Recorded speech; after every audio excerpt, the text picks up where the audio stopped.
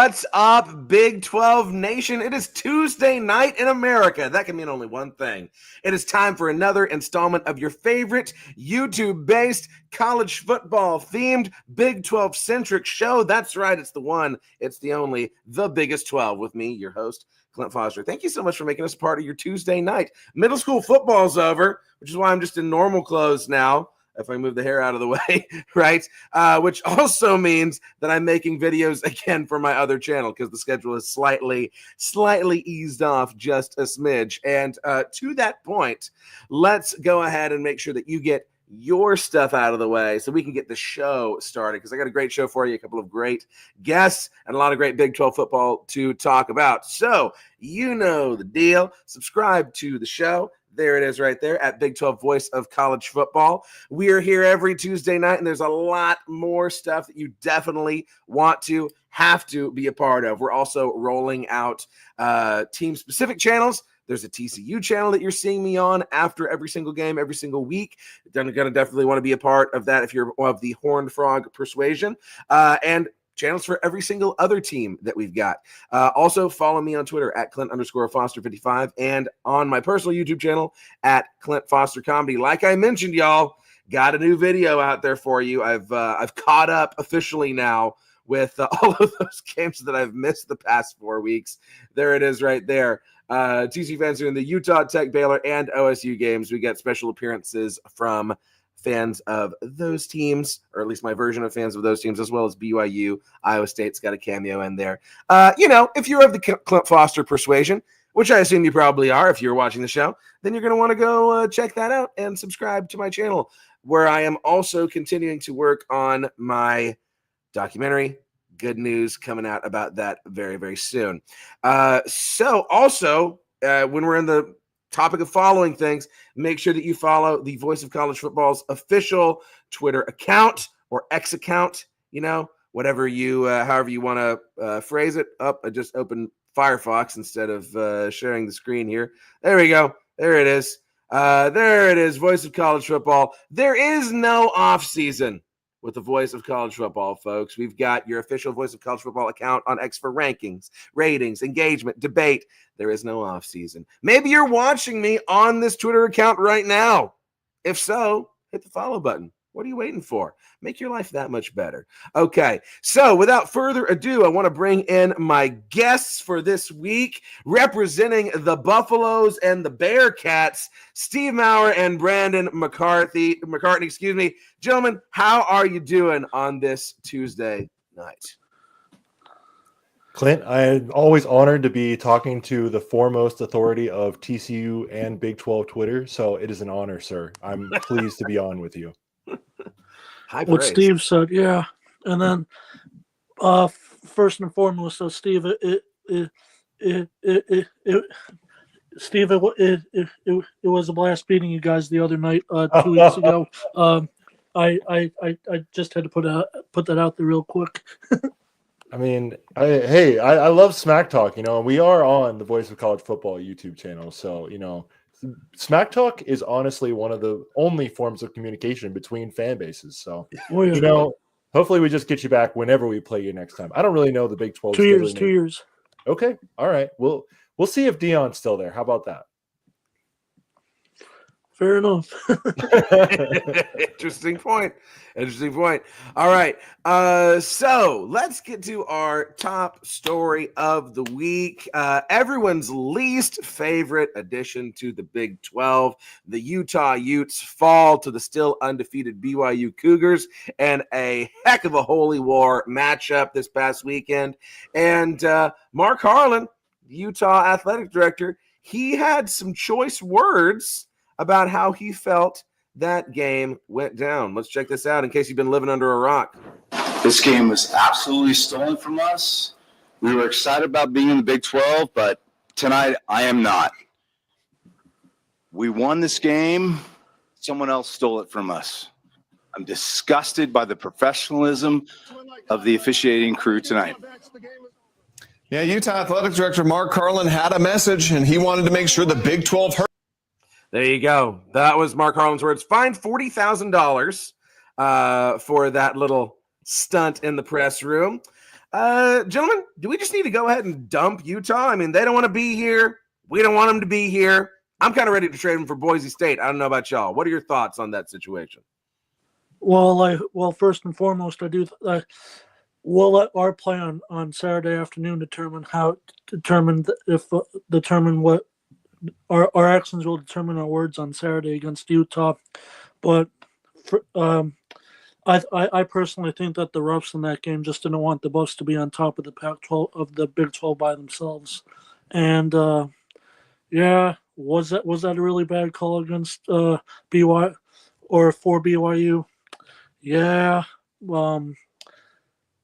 Was it the right call? Absolutely not. Steve, what do you have to say about it?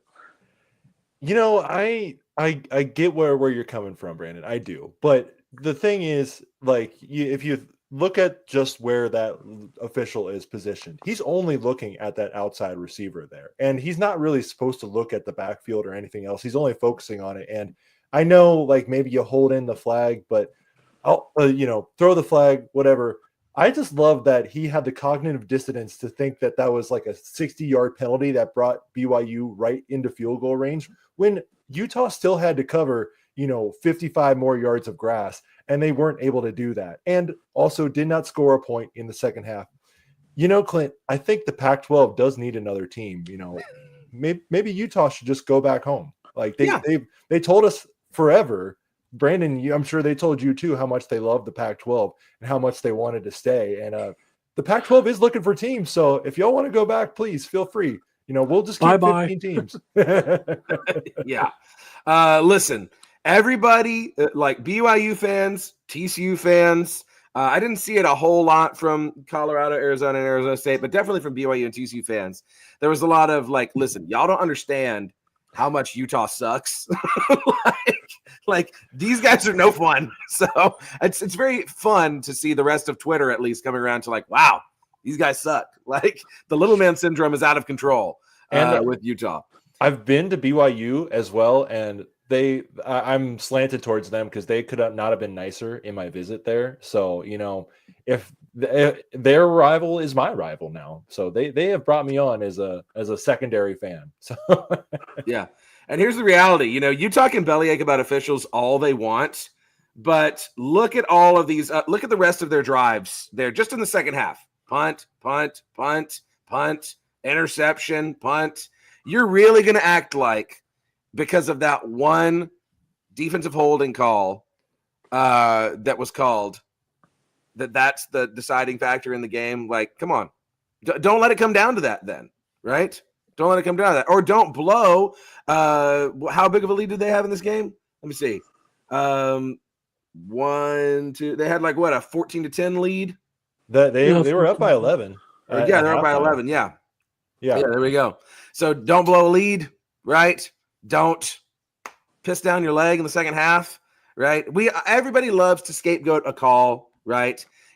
I still am mad about a no-call pass interference against that should have gone against Baylor in the 2014 TCU Baylor game. But did the whole game come down to that? No. I mean, maybe we don't fall apart in the second half of that game and let them come back, right? Don't let it be in an official's hands. It's on you, right? I don't know.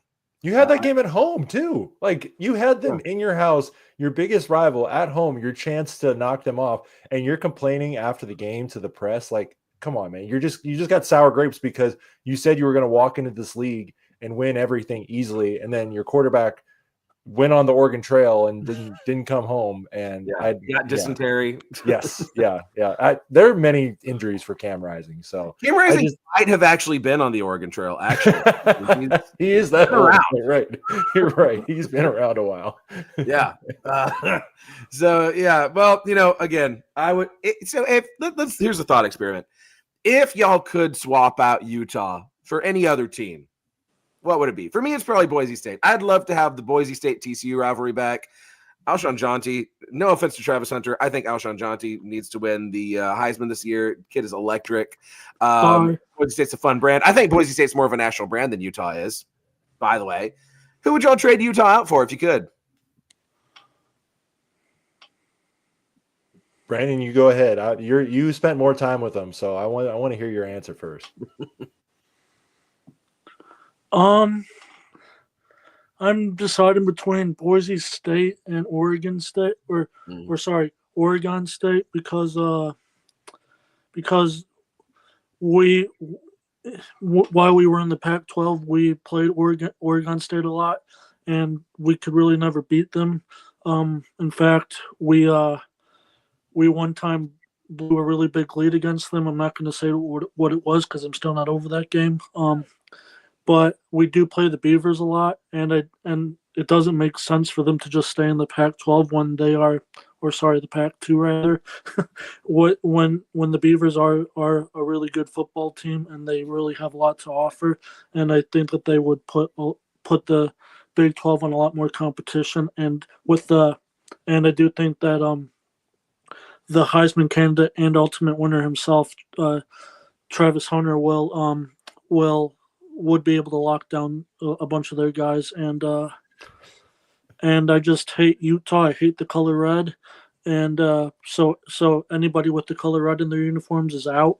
So Utah can take a backseat to Oregon State at any time, or Utah can take a backseat to Oregon State at any time they want.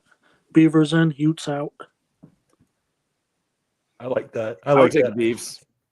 Beavs are cool. Like that chainsaw celebration they do. That's I feel like that would go very well in Big 12 country. I think that would really work. I'm going to go a little bit more of the Eastern side, and selfishly, I wouldn't want Louisville in this league. Trade out a red school that everybody hates for another red school that everybody hates. Yeah, at least TCU and Cincinnati. Right? Yeah. Well, and the other thing too is that they're actually good at other sports other than football. Like Utah's not really bringing much to the table other than football. So a more well-rounded member, might you say, that doesn't get sour grapes over their worst football season in a while, because the Big 12 is obviously a superior conference to the Pac-12 and what they've been playing in for a while. So, but I don't hate Boise State or Oregon State. Both of those are extremely good additions. Plus, Boise State has the best blue field I've ever seen. The best. That would be fun to play on.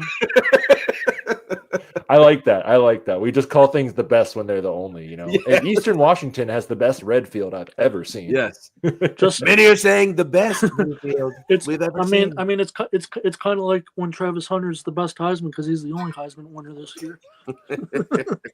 Sure. I will say, having been on that blue turf my junior year in 2011, it messes with your brain when you're on it, especially. It feels very otherworldly and like, am I on water right now? This is very bizarre. Super weird. But yeah, I just, the last thing I have to say about this, I literally just cannot believe that Harlan said the quiet part out loud, and he literally said, I'm not happy to be in the Big 12. Like, bro, this is literally everyone's criticism of Utah all year, is that you're talking like you're too good for this conference. How can you come out and say that? I hope that Brett Yarmark absolutely lit him up when he called into the office before he got that fine. Just ridiculous. Clinton, you were looking at that drive chart. I was wondering, maybe they are a fit for the Big Ten. They did play like a Big Ten team in the second half. Lots of punts, running the ball for 2 yards and not going anywhere. So maybe they would fit.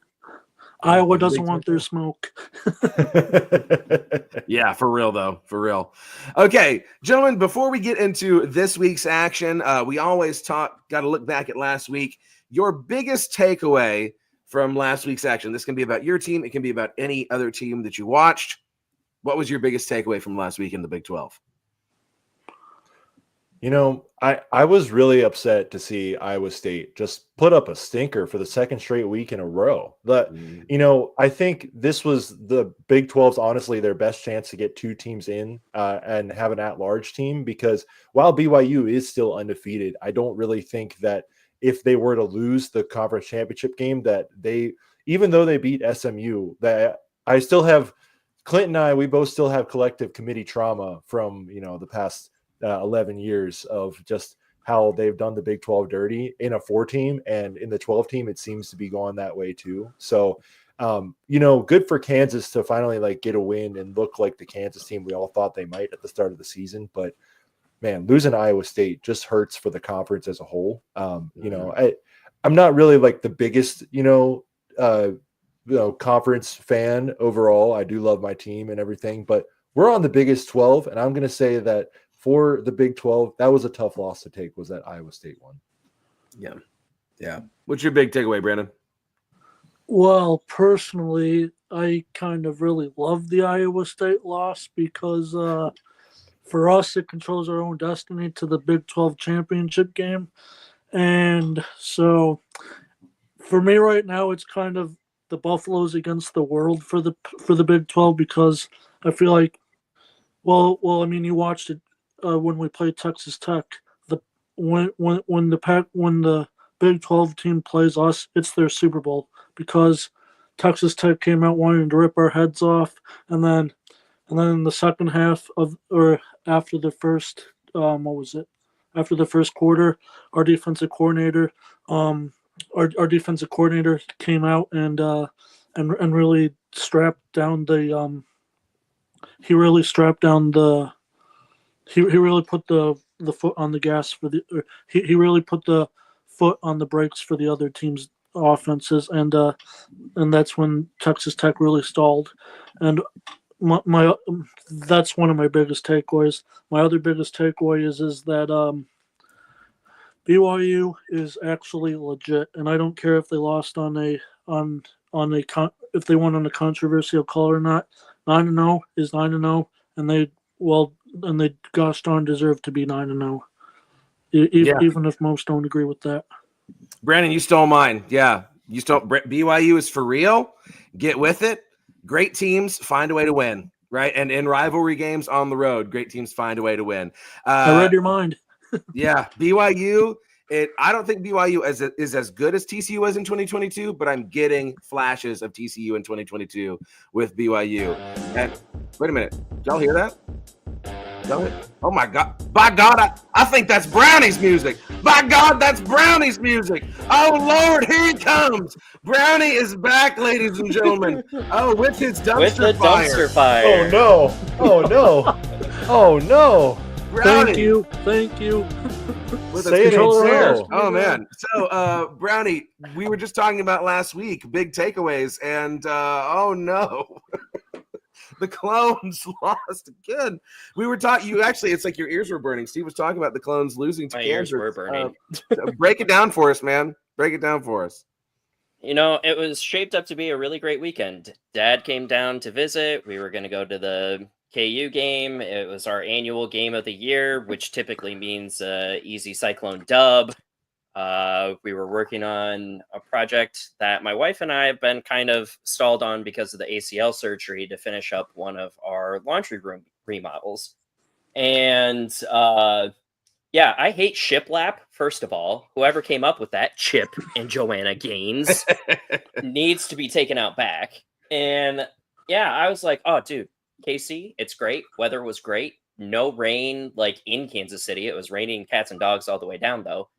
And then all of a sudden we get into the football game and I was like, dude, this is awesome. Like, we stopped them on their first drive. We score a touchdown, 99 yards.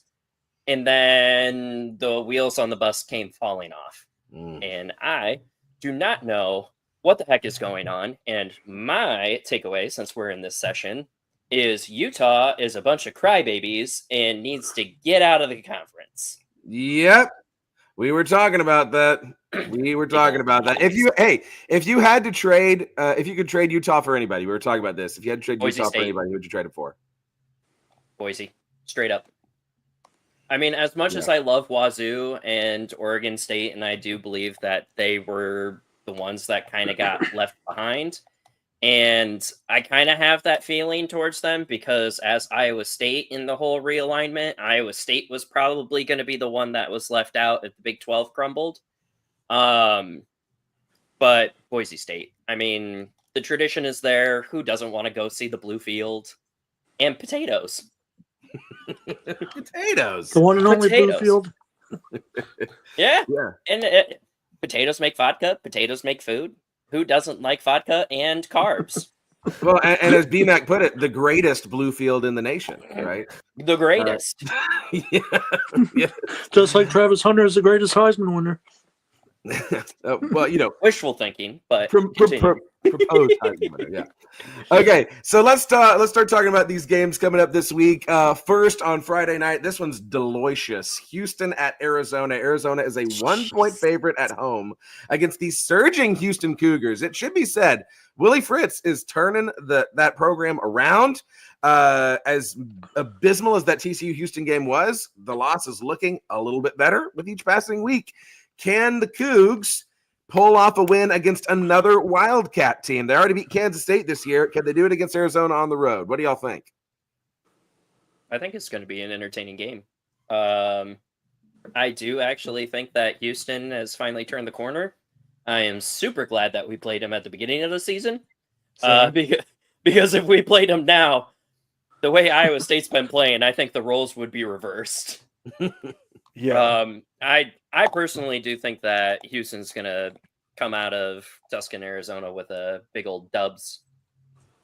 Why is Arizona favored? Like, I want to know that. I don't understand. Have the bookmakers not watched Arizona play their last 5 games? Like, and just so Brownie, if you don't know, I'm in Arizona, and the local media down in Tucson are they are like wanting to fire Brent Brennan already. Like, it is hot seat central. Hot.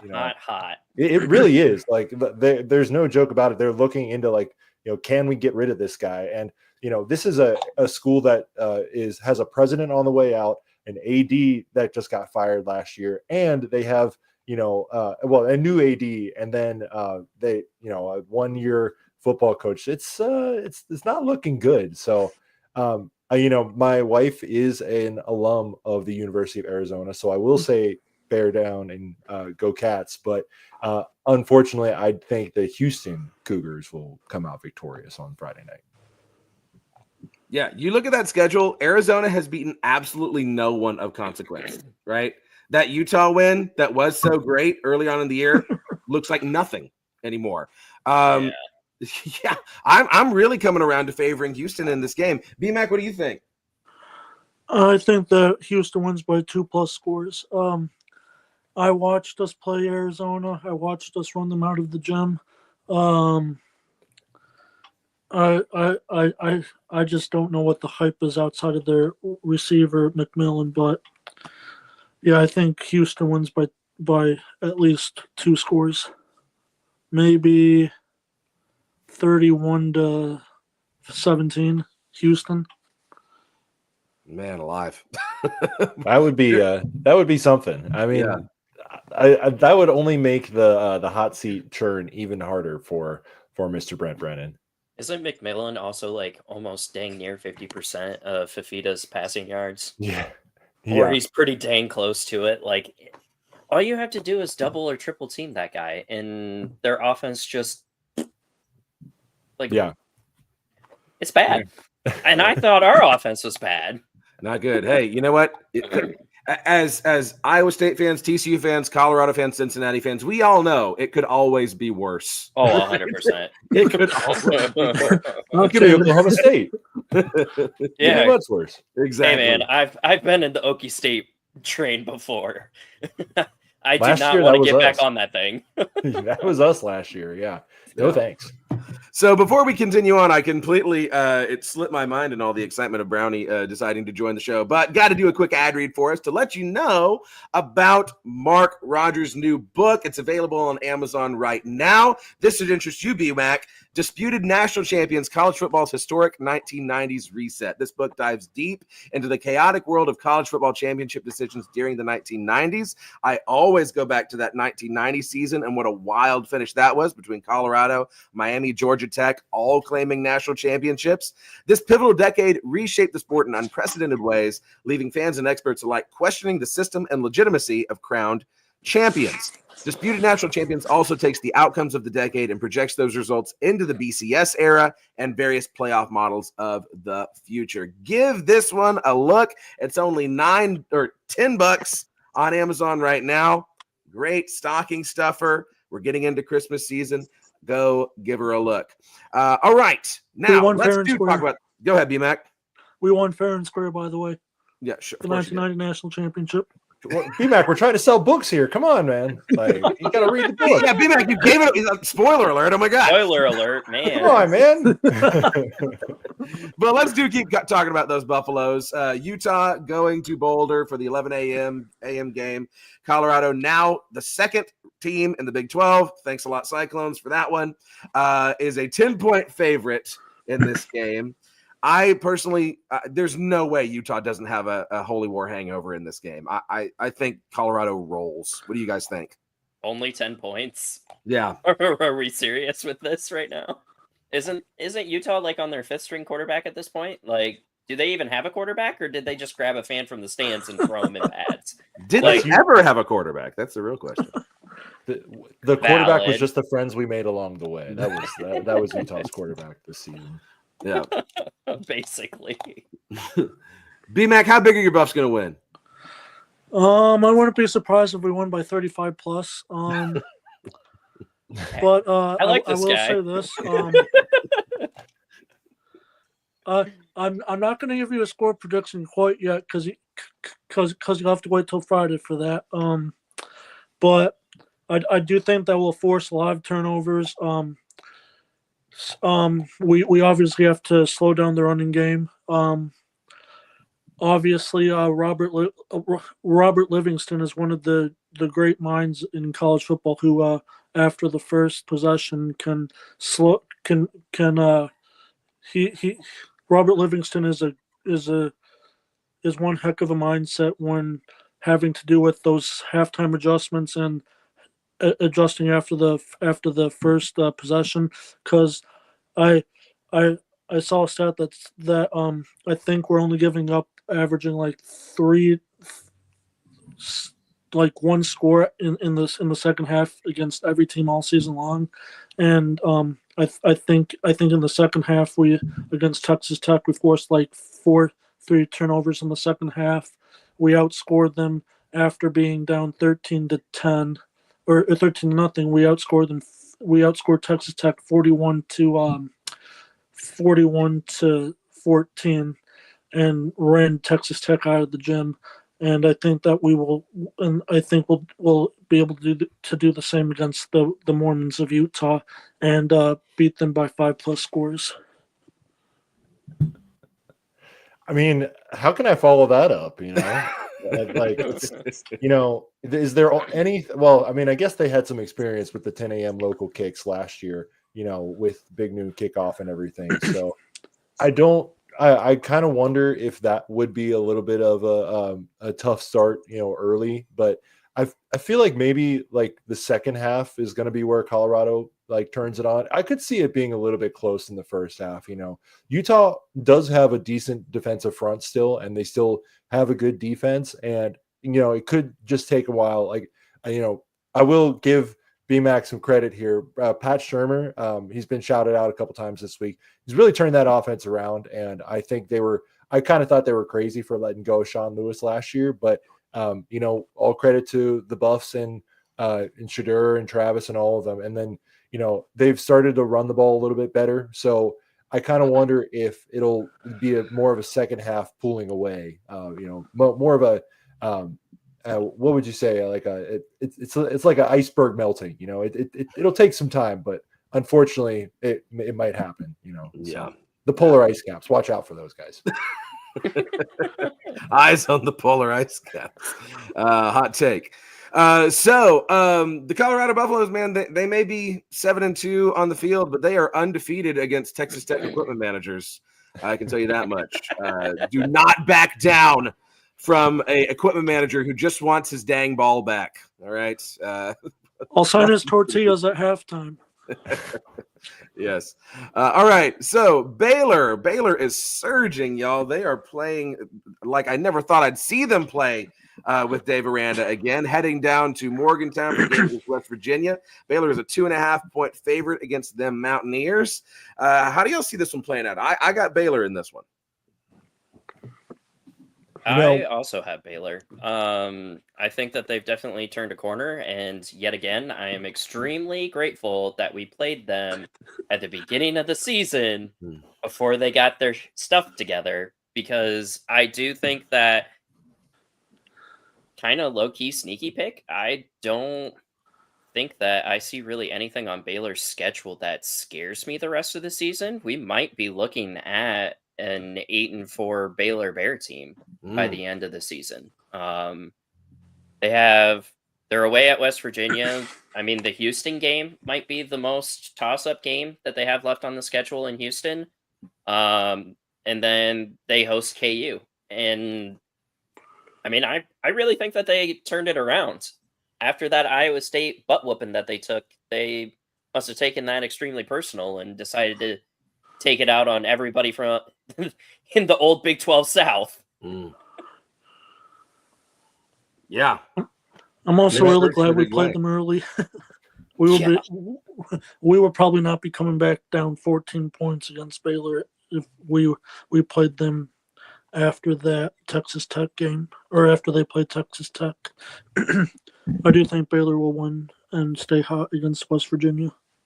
So, unfortunately, my Cincinnati Bearcats had to play against these West Virginia Mountaineers on Saturday, and I want to share with you guys the praises of Nico Marchiol. He's the backup quarterback for West Virginia, and I think he should be starting because while Brendan Sorsby did gift West Virginia 17 points, Nico Marchiol was throwing some deep balls on Saturday. So West Virginia having a home game, Neil Brown needs probably another win to like stave off more billboards in Morgantown. So, giving the Mountaineers at home 2.5 point dogs, I might take them on the money line this weekend. Who knows? So I am just very interested to see what they do with the rest of this schedule. They've seemed to bounce back from 2 tough losses to Iowa State and Kansas State, both at home, back-to-back weeks when Neil Brown was talking about making sure that the fans come out. So I'm really interested to see. And then they have 2 winnable games after this Baylor game as well. So could we see another 8-4 West Virginia team this year?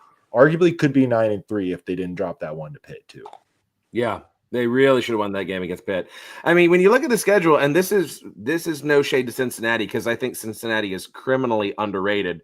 I mean, Cincinnati, let me say this. Cincinnati is currently their most impressive win, I think, by far. But if they manage to beat Baylor this week, it'll definitely be their most impressive win. And then you got to start talking about staving off all of the fire Neil Brown folks for yet another year in Morgantown. Trust that climb, baby. Trust the man climb. is fighting for his job. What is he not fighting for his job? He's always fighting for his job. That's like the crazy part is the man like has the hottest seat ever, and then all of a sudden they go on a rampage, and it's like, oh my god, Neil Brown is our Lord and Savior. Like, let's sign him for a contract extension. And I was like, you literally wanted to murder this guy 2 weeks ago. No. And they're like, no, that was another me. That was me on the moonshine, is what that was. Yeah.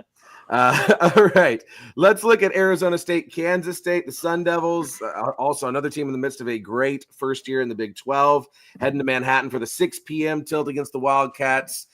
Cats are a 9-point favorite. Arizona State is much better at home than they're on the road. I would be stunned if Kansas State does not win this and cover the spread. What do y'all think?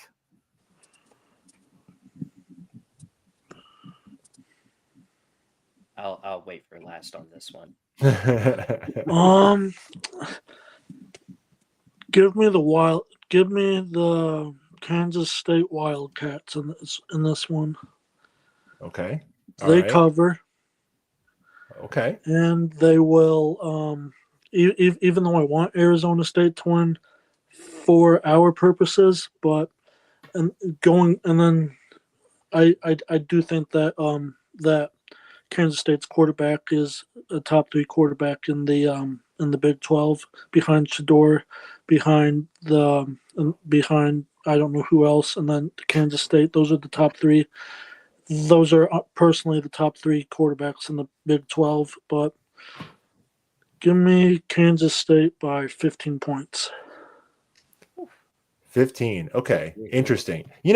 I don't know if Kansas State really thought they were going to be here at this point this year. They've taken 2 bad losses, and that was the last time we saw them was a bad loss against, well, I don't know if it's a bad loss anymore. Houston has shown that they are going to be better, and BYU is obviously a top 10 team. But, I don't really think Arizona State is built enough yet to travel east and win games just yet.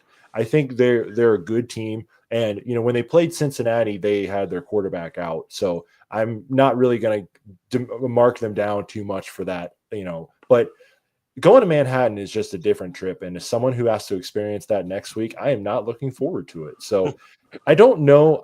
I'll say that Arizona State covers because 9 is a lot of points, but I would not be surprised if Kansas State was able to just, steamroll and, become the purple people eaters that we all thought they would be. But, Arizona State, man, shout out to Kenny Dillingham. He's really turned that program around year 2 after the Herm debacle, and they're 7-2. It's like just crazy. I really want like that program to be good.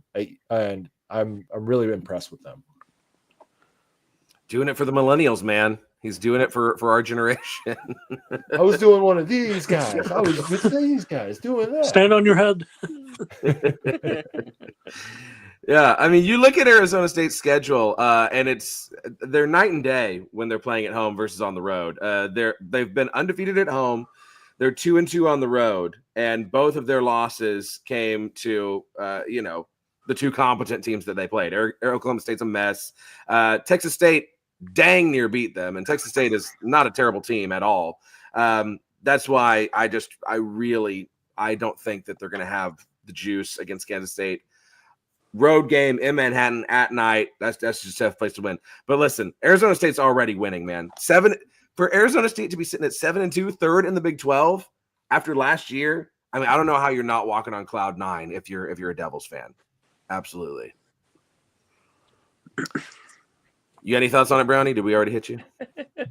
I was actually going to make a comment because I thought that Arizona State was going to win last week. And I was going to say that Arizona State was the most fraudulent 7-2 team in the Big 12. And then we lost. And now I'm starting to think that Iowa State is the most fraudulent 7-2 team in the Big 12. So it's kind of interesting to me that Arizona State has rised as quickly as they have, especially given all the circumstances. I absolutely love Scadaboo as well. Yeah. I think he's one of the better running backs in the Big 12. Obviously, he's not an RJ Harvey or a Taj Brooks, but he definitely gives a lot of value to that Arizona State team. I just unfortunately don't think that their depth is as deep as Kansas State's. And I think that's what's going to play a major role in this is Kansas State has the depth to where they can plug in any player off the bench, and you really don't lose out a lot of that performance.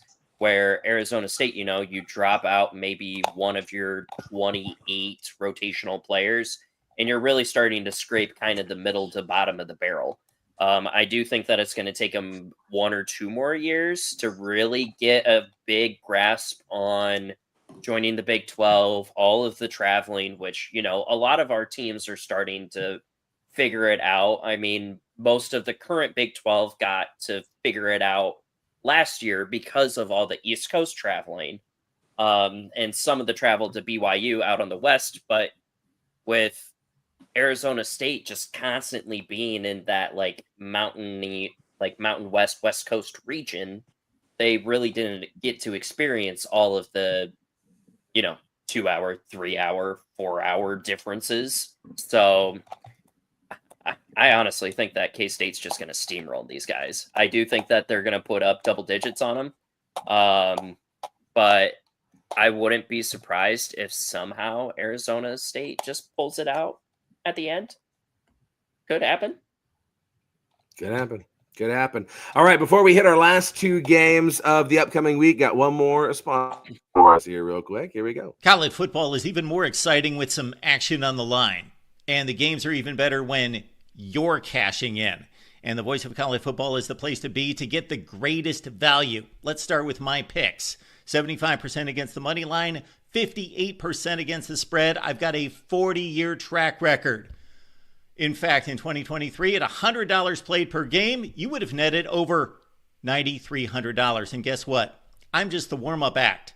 Steve Merrill, our ace in the hole, show stopper from Wager Talk. 6 years with the voice of college football, over 30 years in the industry. Steve gives us analysis on all the big games, but you can't miss Steve's weekly under the radar pick, which went 21-5 against the spread the last 2 seasons. I repeat, 21-5 against the spread. You also get picks from some of our top analysts here at the Voice of College Football, including Steve Dace and Matt Zemek. Become a YouTube channel member or Patreon member for just $99 per month. Go to the main channel on YouTube, click join, and select the betting tier. Do the same thing on Patreon. Make 2024 a winner now. All right, so we've got a Bearcat in here and a Cyclone. Let's talk about the Cincinnati-Iowa State game. The Cyclone. Just kidding. Brownie immediately disappeared. Iowa State is a 9-point favorite in Ames for the night game. You know, it being a night game, I tend to go with Iowa State in this one. But like I said before, I think Cincinnati is criminally underrated. Nobody's talking about them, and it's entirely unfair because, I mean, they may be one of the best 4-loss teams in the country. I personally think I'm extremely worried about that Cincinnati game when TCU goes up there the weekend after Thanksgiving. I don't know. What are y'all thinking? Can the Bearcats pull off an upset here and keep Iowa State on the schneid, or does Iowa State get the win at home in front of the night crowd? What's happening? Yeah, so you know, our only road game we've won this year is against UCF, and that was just a slog of a game. It was a game where, you know, you never felt truly confident until the clock hit 0 that the Bearcats were going to pull that one out. And I don't know if really UC has been able to survive a road test this year. Unfortunately, 2 losses in conference at Texas Tech and to BMAX Buffaloes, as he mentioned early on in the show. You know, it's just been one of those years where I think Cincinnati has left a couple games on the table. And, you know, there's still talk with Scott Satterfield, even on the timeline here in Cincinnati, with Cincinnati fans, about how, you know, he's not really getting the most out of this team. And Brendan Sorsby, I joked that he gave West Virginia 17 points last week, but I kind of feel like that he's had to play a little bit of hero ball recently, just because, you know, he was really good at the start of this season and he was really getting to his receivers. And while the running game has slowed down a little bit, offensive line has gotten digged up. He's felt like he has to be able to will the Bearcats to victory. And just our other 2 night road games this year have not really gone well for us. So I will never pick against the Bearcats, and I'll never pick the Bearcats to lose, but as you shouldn't. Yeah. So I'll pick them to cover the spread, but you know, it just seems like this could be just a disaster waiting to happen, us going into Ames. And, you know, losing that West Virginia game, you're unlikely to, well, it's possible that you lose out and miss a bowl game, which would, I promise, not be good for the coaching staff here. Man, what a disaster that would be. Ugh. Yeah. One of you guys is really going to like my opinion here, and the other one's not going to like it at all. Steve, you're going to be the one to like my prediction here. Although I think that Cincinnati covers the spread, I'm giving you the cover the spread. I am not giving you the win, though. I'm giving that to Iowa State because I know how you guys play on the road. I've seen how you guys play on the road. Maybe that's because you came into our hostile environment on that one Saturday night 3 weeks ago and lost to us. But I will say this, I like your receivers and I like your quarterback and I like your running game. I've never seen the Cyclones play before. So, therefore, give me the Cyclones to beat Cincinnati this week, but only by 3 points. Okay. That's I think you take that, Brownie, though, right? I would take a 3-point victory at this point, yes. Do I think we're going to have a 3-point victory? No. I'm hardly ever right. Cincinnati, I think, has a couple of advantages. The first one, I really think that they got extremely well is transferred Jared Bartlett. I think that the super duper uber super senior that seems like he's also been in college for as long as Cam Rising is going to make a big difference in this game. He's definitely good off the edge. He's great in the middle. He can plug up holes. and he can clearly bring a lot of pressure through sacks. Cincinnati's defensive line is also fairly solid. Dante Corleone, the Godfather, is also extremely good. You can never really count at least that front, I would say 6, since you guys still kind of run that 3-3-5 stack out of a game. And Iowa State's offense is currently struggling when people bring blitzes and pressure. With the amount of film that I've been watching with Cincinnati, they cover their blitzes extremely well. They do bring a lot of pressure through the middle. Their linebackers are almost like additional defensive ends. And that's kind of worrisome for me, especially the way that we've currently been playing. Our offense is still missing our tight end, Ben Bramer. Rocco Beck looks a lot more comfortable throwing in between the numbers than outside. And that needs to be filled by a receiving tight end that I just don't think we currently have on the roster. Our defense has definitely looked extremely poopy. Couldn't even stop Jalen Daniels, Devin Neal, Wombo combo, double option, triple option junk, and whatever the heck we basically guaranteed Jeff Grimes an extra week of college football. But it's a night game in Ames, and it's just, I don't think it's going to feel the same. Vibes are down in the Cyclone community. I still do think that we show out, but it's going to be one of those where if we go down by a touchdown, maybe 10 points or something like that, I think the stadium starts clearing out, whether it be in the first half or not. Wow. Wow. Yeah. From what I've been seeing, and from 7-2. Like what? I know, and it's kind of weird because as a lifelong Cyclone fan that has seen the down days of like the Gene Chizik rebuild into Gene Chizik getting us 7-8 wins, and then Paul Rhodes basically burying us into the ground, like I'm still extremely happy that we're 7-2. Like I love it. Like seven wins right now with 3 games left on the table and a potential 10-win season still in the cards. I'm absolutely loving it. I think 9 or 10 wins again this season, huge success. But a lot of Cyclone fans are starting to think that Matt Campbell's ceiling is that 7 wins.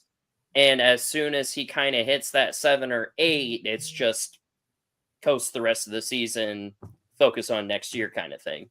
And I think a lot of Cyclone fans need to be humbled, but I'm really hoping that we don't get humbled with another loss because I really need this 10-win season. Yeah. Well, and Brownie, real quick, Tyson Veit returning to Iowa State. Do you think that helps Iowa State at all, knowing the defense that they've seen with this guy? It's not the same obviously as Matt Heacock's defense, but it's in the same vein. At least it's within the coaching tree. Yeah, and I was actually kind of pissed off at you guys for the entire offseason for taking him away from us. I do believe that he deserves the job.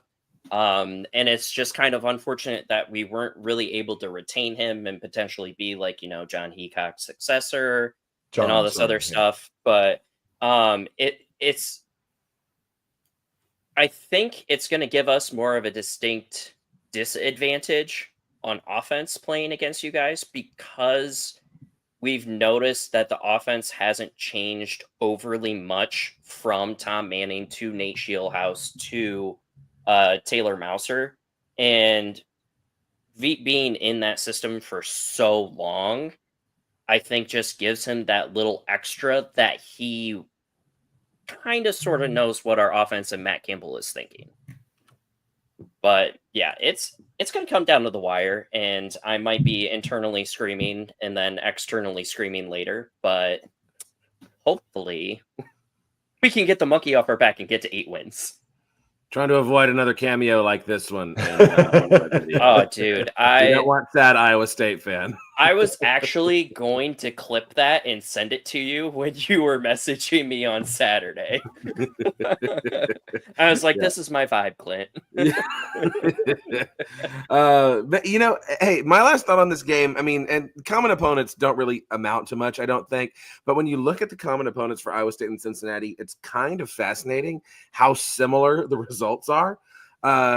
Cincinnati loses a game to Texas Tech. They should have won 44-41. Iowa State loses a game to Texas Tech. They should have won 23-22. Cincinnati beats UCF in a very close game on the road, 19-13. Iowa State beats UCF in a very close game, 38-35.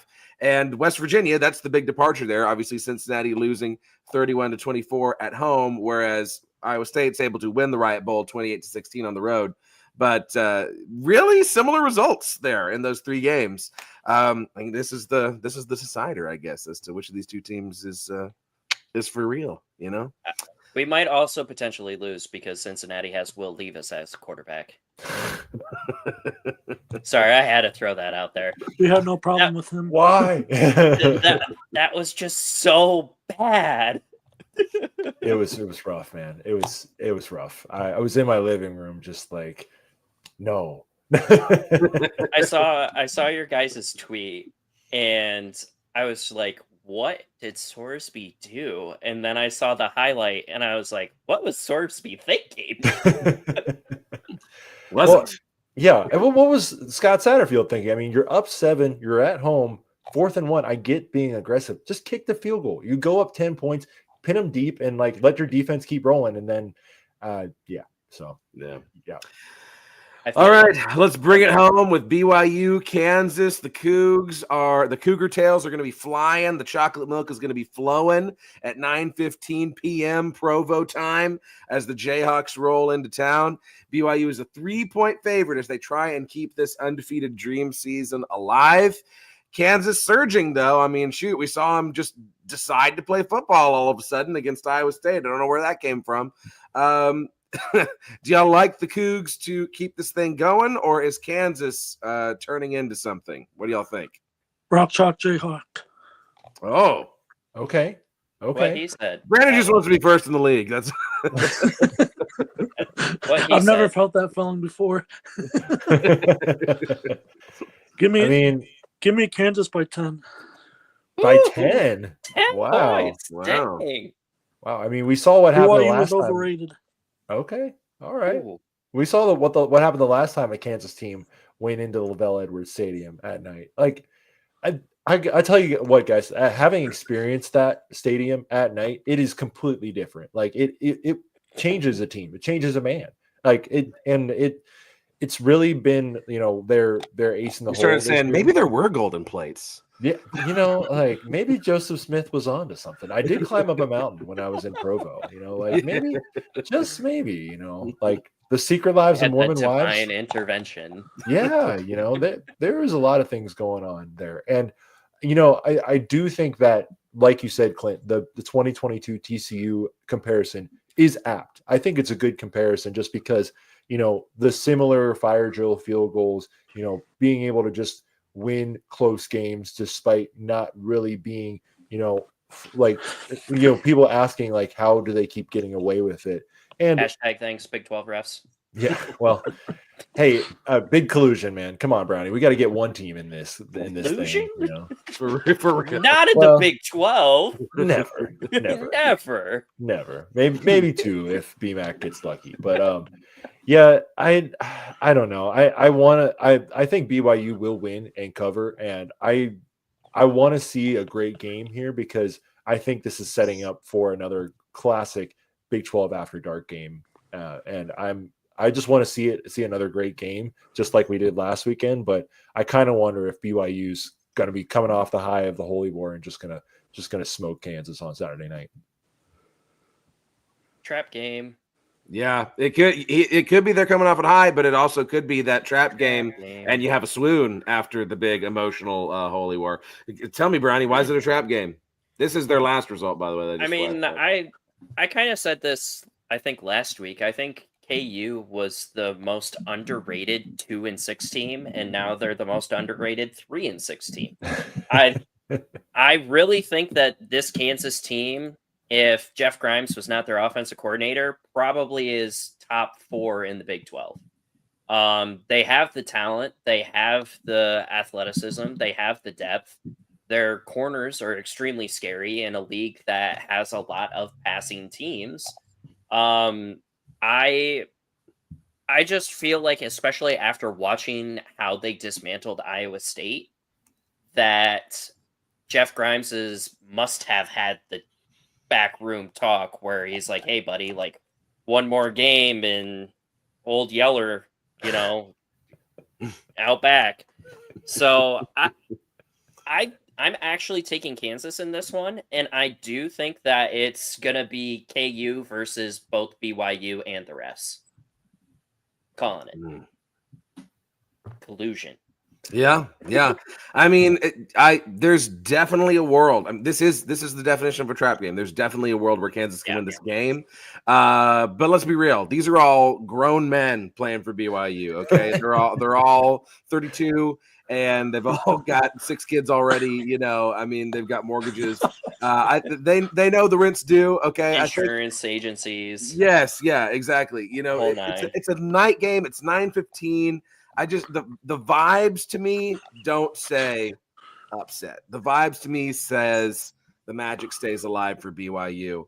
At Arizona State the next week, there my eyebrows raised. Right, maybe that's one that BYU drops. But Kansas at night at home, I think it is like a close game. I think that 3-point spread is very fair. Right, I think it is a tight one that they have to survive, but it's that Arizona State game. That's the next one that I'm thinking that maybe BYU can't escape unscathed in that one. But I want them to. I want them to be undefeated. I want the Big 12 to have one of the 4 byes, in the playoff this year, hopefully. So, but I guess me too. But it's the wrong colors.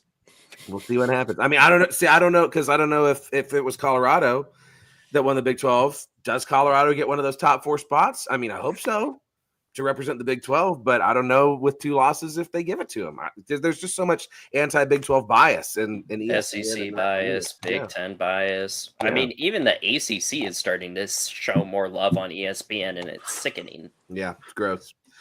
What's even more gross is that SMU is going to win that conference. And I hate it. And I hate it so much. I'm sorry. I think everybody just does not like SMU. Well, at least everyone feels the same way. Yeah. Got it? Exactly. Got it? Yeah. Got it? No TCU talk today, Clint? Well, we're off. We have a bye week, so you're gonna have a great another lossless week for the Frogs. Let's go. We'll have Arizona next week, so we'll talk about that one. But thank y'all so much for coming on the show. It was another blast, gentlemen. Plug yourselves, where the people can find you, where they can follow you, what they need to be looking at. Yo. Well, you can find us. We're about to actually record our podcast right after this at Viva the Cats Pod on Twitter/X, Instagram, TikTok, wherever you find us. Anywhere you listen to podcasts, we come out with a Bearcats podcast every week. We're going to be talking some basketball as well. So if you're moving on to basketball season, come on and hang out with us. We're going to be drafting some Big 12 teams tonight on the show. So if you're interested in some basketball talk, head on over there. Take it away, B-Mac. Go ahead, B-Mac.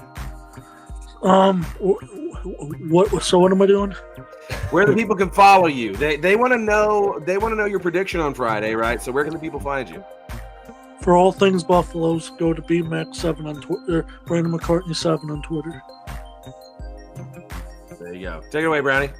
You know the drill. At Hoosier Burner, Wide Right Natty Light, Twitter. We also got our beautiful Discord that also currently has switched our game thread to Burn It Down.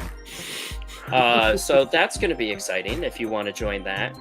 You can also find me on Blue Sky. I just got one of my own accounts over there at WRNL Brownie. So hit me up. Yeah, perfect. And you subscribe to the show, people. If you're watching on Twitter, thank you. Love you. pop over to YouTube, subscribe to the show at Big 12 Voice of College Football. Give us a like, ring the bell. You want to watch this every Tuesday night, don't you? I know you do. Okay, so subscribe to the show. Follow me on Twitter at Clint_Foster55. Subscribe to my YouTube channel at Clint Foster Comedy. And hey, we're a podcast now. Wherever you get your podcasts, Spotify, Amazon, you name it, you can find the Biggest 12 and you can listen to us on your commute instead of having to rush home and watch us live. I mean, we love for you to watch us live. We love for you to be a part of the conversation and, buy super chats and all that awesome stuff. But you can listen to us as a podcast too. And I want you to be able to do that. So until next time, I love y'all. I hope your team wins and go Big 12. See you next time.